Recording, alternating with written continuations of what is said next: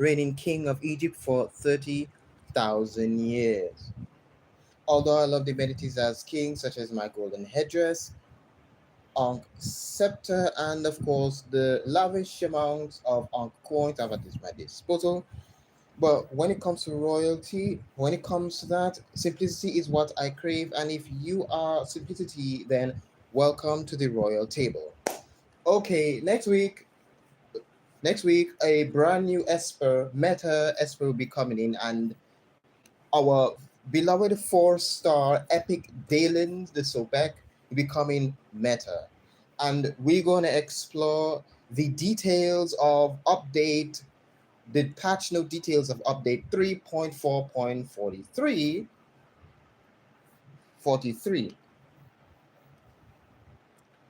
But first, we are going to dive into his history. Who is Sobek, what he is, and what made him such a revered, well, guardian of God, however you want to put it. So, Egypt's whole life is sustained by the Nile. The longest river in Africa runs from the tip of Egypt all the way down to the toe of Africa, which is the longest river in the whole world. I don't think there's any river that can top that. So the Nile River was the lifeblood of all Egyptians. If it dried up, Egypt would fall. Nowadays, if nowadays most gods, if they fall, Egypt would fall to like Ra, which is the sun god. But if the Nile, which is the source of water for plants and vegetation, dries up, then it would be a danger and the fall of Egypt. But there was one deity who literally, or one god that was literally the reason why the Nile existed. So Sobek was the Egyptian crocodile god of the Nile River. His duty was through fertility, military prowess, and pharaonic power. Now, that is a mouthful. Now, he was the oldest deities of the Egyptian pantheon. He's around 3,000 years. His worship spanned for over that time. He went from the early dynasty period all the way to the Roman Empire. Talk about a long lineage. So sometimes he's depicted as a complete crocodile or a man with the head of a crocodile, and of course, he also has either the solar disc on his head or the hem crown. That sometimes really bugs me, but I can't. So, in the Old Kingdom, c 268586 to 2181 BCE, he was known as a violent predator. Sobek's first appearance in the royal ceiling from the reign of King Narmer, Egypt's first pharaoh. Now we already have a Narmer in the game Dislyte, which is Ra actually, but don't get that picked up. King Narmer was the first Egypt's first pharaoh to ever literally set foot. I think that was after the gods when they all went and say, you know what, I'm tired of this, let me leave this to the humans.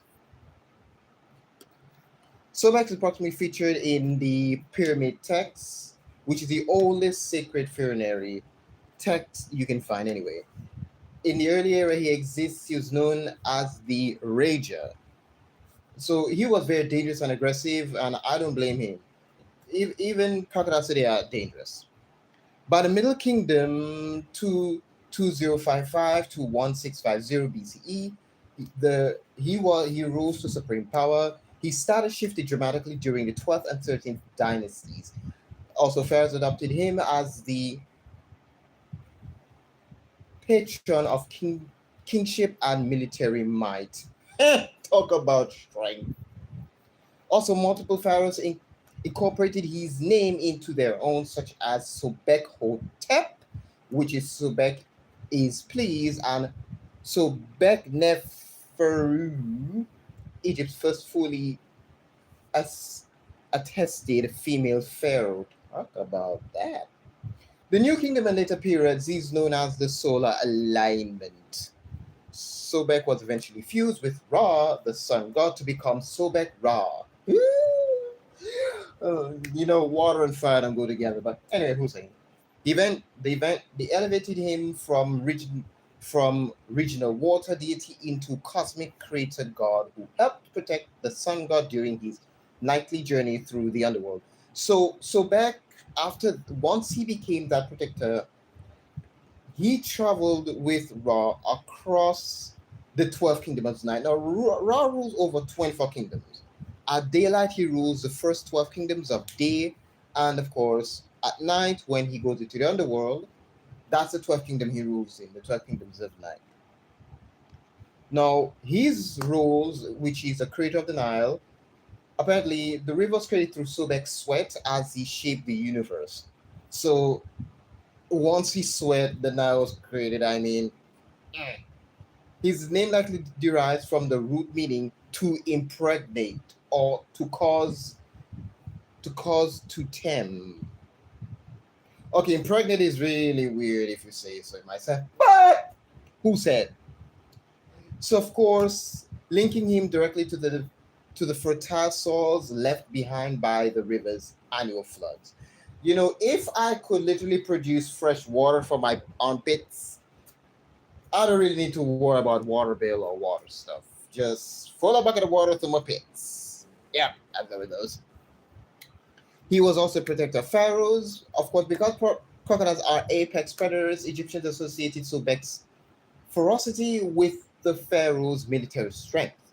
He was believed to ward off evil spirits, curses, and physical ambushers. Yeah, so don't put your hand in the water to steal a coin or slap your hand taken away by him. And of course, healer in the afterlife. So Beck had the surprisingly benevolent side in the funerary myths. He was said to assist in the rebirth of the dead by raising their essences, like sight and touch, in the afterlife. He also assisted Isis in delivering the god Horus and later helped retrieving the pieces of Osiris' dismembered body from the Nile. I had a feeling that he ate one. Not very much.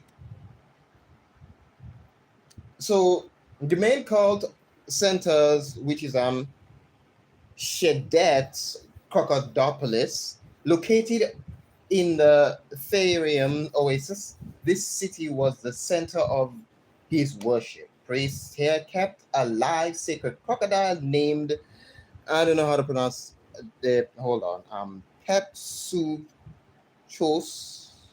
Okay. Anyway, I'm reading from what I can actually my notes.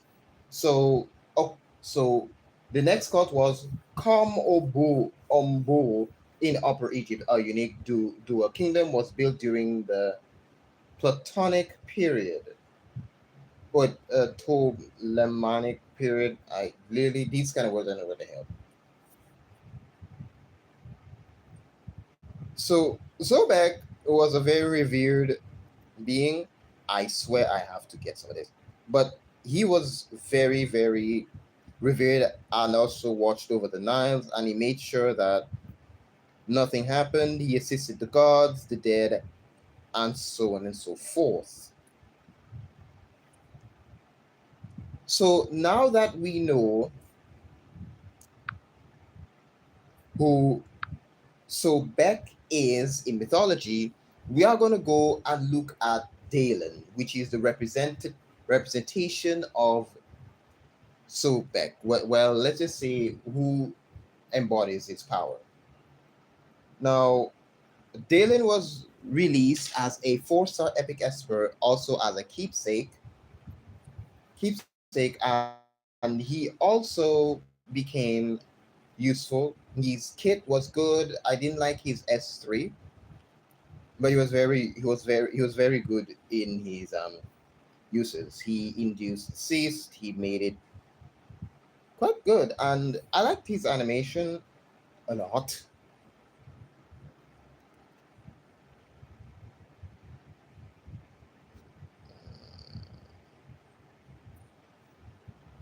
I'm waiting that for to load.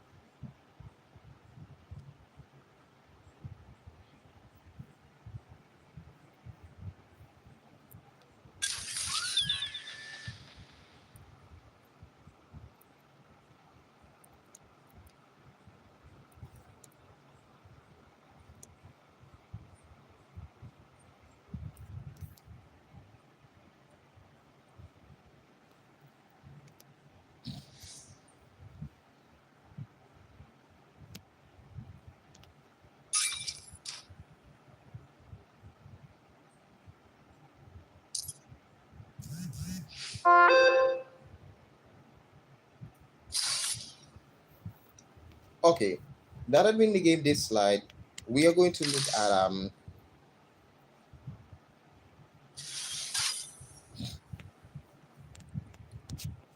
Daylon, which is Sobek. So Daylon was released as a 3-star epic, and he was obtainable through keepsakes. So let's look at his kit. So his first kit is called Fire Slash. Attacks one enemy, damage 100% of attack. Of course, 40% chance to inflict bleed for 2 turns. So his S1 literally inflicts bleed for 2 turns, another 40% chance of hitting. His S2 double slash attacks one enemy, 180% attack, 75% chance of inflicting stun for 1 turn and defense down for 2 turns.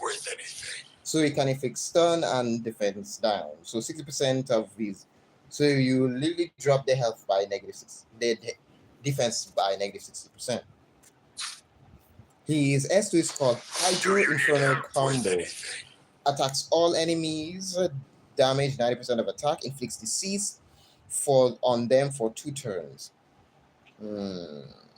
I think this was do you need help with anything? I think he dispels buffs. His captain ability increased accuracy and triple threat by 30%.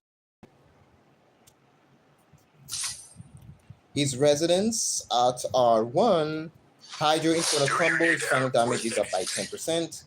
Surviving enemy grants accuracy by 5%. At R3, base attack, base defense, and base HP goes up plus 15%. At R4, upon successfully dispelling or stealing buffs, each buff inflicts max HP capacity -3% on the target.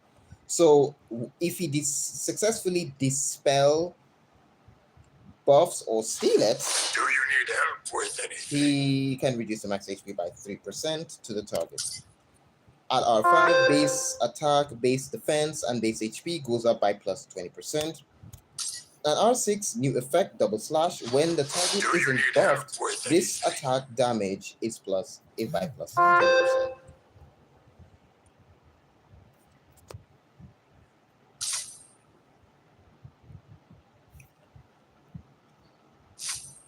So if for his ascension, phase 1 is 80, goes up by plus 950, attack plus 25, and defense plus 25.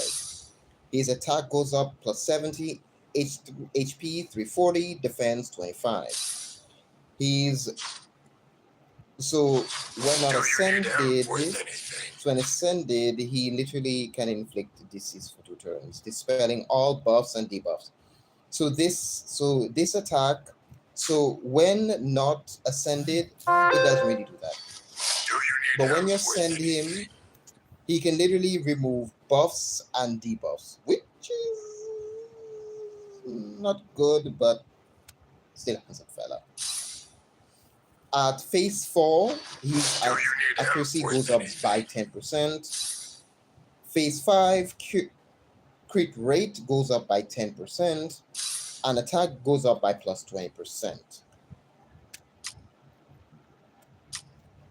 And as you can see, I already have him at max result in my roster.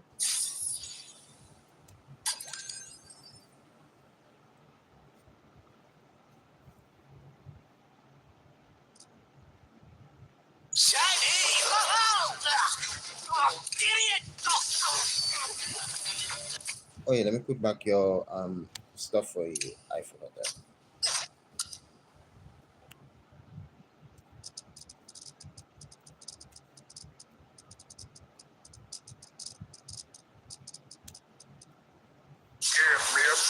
So as you can see, I have Daylon level 60. Level 60, I have to bring him up. And of course, for his dividends, you can actually see that this is exactly at dividend 3 when Baron's HP is full, double slash final damage is plus 15%. So this is who he is, as well as we now before we go to the pattern, we're going to look at his summoning. This is under my protection.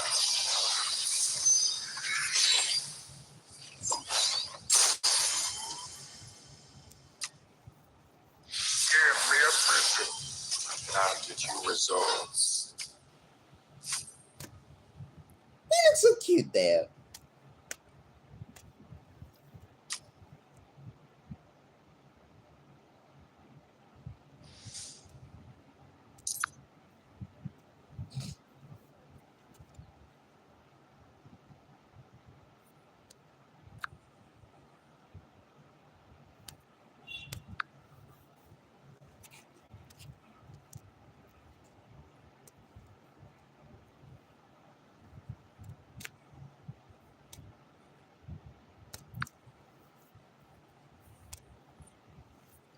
So now that we have covered the history behind Sobek, we also took a look at we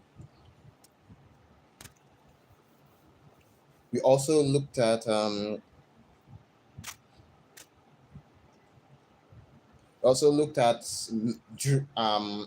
Daylon in this as a 4-star Inferno epic. Now we're gonna look at him as a meta. So for the update patch 3.4.43, of course, on June 30th, which is a Tuesday, they'll be taking a break. Of course, Dislyte will be offline for a short time for doing that. So you'll get 200 Nexus crystals, in-game reward, and opening server delayed, of course, 10 additional crystals. So the new Esper is Daylon Meta Sobek, a 5-star Inferno. Daylon is a support who heals teammates whenever he is healed and can revive the fallen.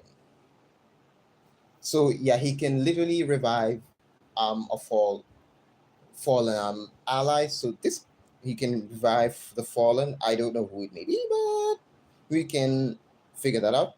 Ability 1, which is Predaton, attacks one enemy, reducing their max HP. If the target is a boss, reduces their defense instead, then heals himself based on his own max HP. Ability 2, called Slumbering Oasis, gains a bounty at the start of combat. At max stacks of Anima, ignores control effects and immediately casts this ability, revives all allies, dispels all debuffs from all allies, increasing all allies' AP, then spreads all his anemia. Now that is something I want to get behind. Let's see, bounty, which is undispellable. When receiving healing, gains 1 stack of anemia and randomly heals several teammates. The number of teammates healed equals the ability level of Slumbering Oasis. Healing amount is based on Daylon's max HP. Triggers only once per turn and not removed upon death. Anima, undispellable. Each stack reduces the basic ability damage taken by the carrier. Stackable with a limit and is not removed upon death. Now, ability 3 is called Universal Renewal. Grants speed up to all allies and heals them. This ability's cooldown won't be affected by any abilities. So you can silence him, you can reduce the cooldowns, from what I know. Ascension grants speed up to all allies, heals them, and reduces their ability cooldowns. The ability cooldowns won't be affected by any abilities. Hmm. For its residents at R1, Fire Stilled, base attack, base defense, and base HP increase. The effect increases with each resident phase that non-meta Daylon has activated. R2 Slumbering Oasis Morph 1. Change. Slumbering Oasis. When receiving healing while carrying bounty, allies animate to all allies instead. R3 Blessing base attack, base defense, and base HP goes up by 15%. Also continues to increase as you get its resonance. R4 Universal Renewal Morph, which is the new effect. Universal Renewal immediately casts this ability when any ally is revived. Can only trigger once per active turn. R5 Aura base attack and base defense and base HP increases by 20%. R6 Slumbering Oasis Morph 2. New effect Slumbering Oasis. At the end of an ability, deals true damage to all enemies based on the total healing received up to a percentage of Daylon's max HP. So this is Daylon for when you see he. So the amount of healing he receives, well, max HP, and of course he deals true damage. So the new event that is there is called Summer Theme Show. Doomsday Horizon Emerald Big Crisis. So this spans from June 31st to June 30th to July 21st. The once bustling Emerald Bay has been thrown into chaos. Violent tide surges in, creating rift energy and awakening ancient merman long asleep in the deep. Experts must be brave to the dangerous waters to track the disturbance source and protect this storm battered island. So you'll get a chance to go through the abyssal trials, memory rift, and point war will be available. In abyssal trials, experts will use the exploration equipment provided by the Union to reach the depths of the rift. So it's basically like the same thing. And of course, where they will challenge the Merriman and projections of random miracles in each stage. Okay. Those who participate in training simulator within the memory rift, we're using deep probe keys, and of course, as per Union, it's the same thing like what they do for everything. I think so. Just get to number 60.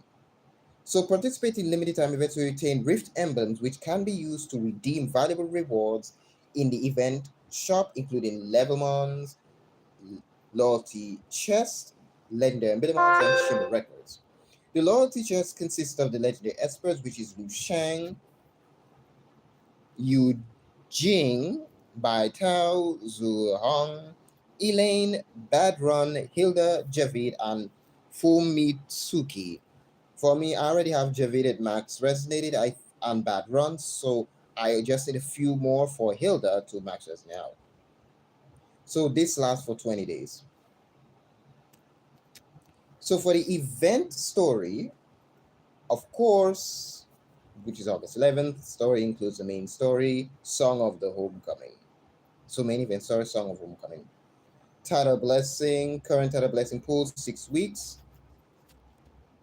You can also gain keepsakes to get limited Esper Daylon Metal Sobek. We have watery prayers. Watery prayers pass latest, which is 6 weeks. I'm going to get my hands on that.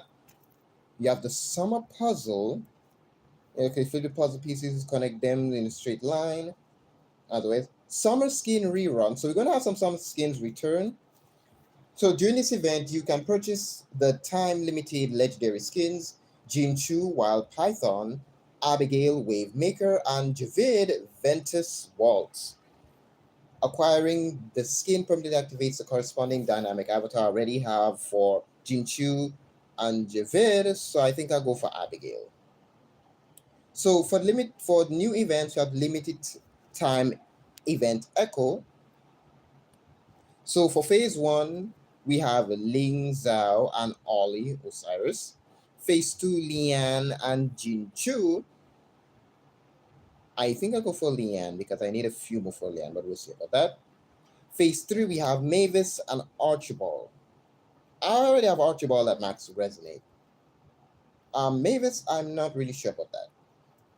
So you have a chance to do these spins, spend 100 wish stones to get a pull one Esper, and you get 20 for a legendary and one for an epic. So they've added Swift Space for Sobek, which is Meta Sobek, Cleo, Medea, and Taylor Hercules. Why didn't it say Heracles? Also, the Shimmer Reverb is returning June 30th. Event time June 30th to August 11th. So gave up for that. The 90 days. Spin to get free legendary Shimmer Espers. You must clear 416 in the story mode. Complete daily active missions and other missions to get Ripple coins during the event. So during this event, players use Reverb coin to spin to obtain one legendary Esper. With each spin, players can check the probability range and available Espers in the probability section. Players are guaranteed to receive one legendary Shimmer for every 10 spins, and they won't receive duplicate Espers, Shimmer Espers, until they have collected them all. So until you have them all, you won't get duplicates. So let's see after 60 spins. Yeah. New Espers available through Reverb, which is Badron, Pindar, Rayota, Yorana, Morris, and Moroyama. Okay, so that Shimmer will be there. So the new Espers they'll add to the Reverb. So Badron, I already have Badron, Rayota. Well, we'll see about that anyway. So this is the patch notes for update 3.4.43.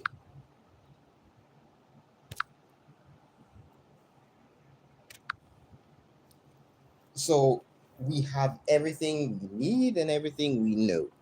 We know about the history behind Sobek. We know that Daylon have been released as a 3-star epic. That was keepsake. And we can brothers have relief because till next week he will arrive. So for me, I'm willing to spend a dime to get the passes. I'm also willing to ensure that I get him as quick as possible because I was very lucky to get max resonated Niles while I was at work.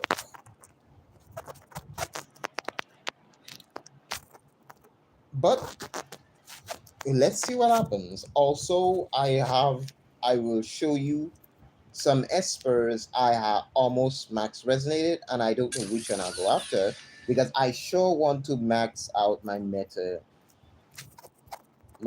Drew first. That's what I want to go after, meta Drew.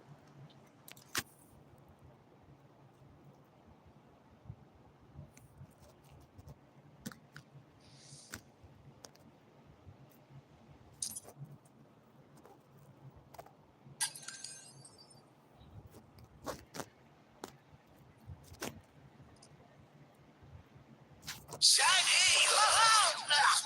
Oh, idiot! I sense danger. I yield to no one. Okay, so I need one more to max resonate I can't. Aurora. I need one more to max resonate It's Meta time to Anubis. attend today's matters. Let's see who else. Hi, everyone. I need one more for I need a break. Sienna, It sounds soothing. one more for Hilda, so I'm going after her. One more for I look forward to receiving your Lu counsel. Shang, and of course for him too. I need two more for her, so I think I will go for her. I'm not sure, but that's up to me.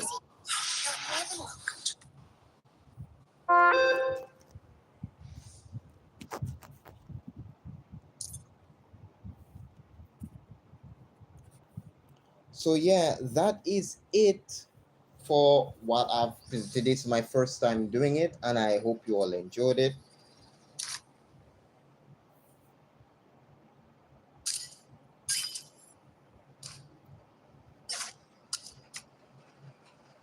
I know I did, and I hope you all did too. So, of course, I am gearing up. I make sure I save as much as I can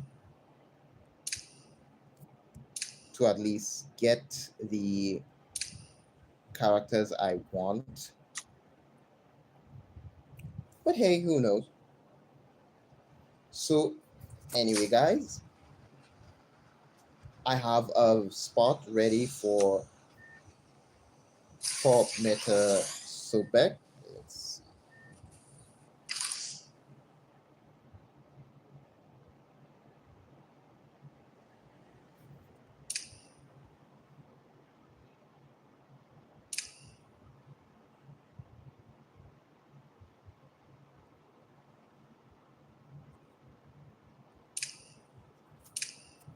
Okay, so hey, your spot is right here.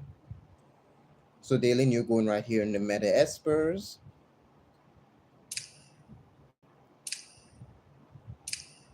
And of course, let's see, where is it? Furry Espers, you're going here. Daylon, you're going here too.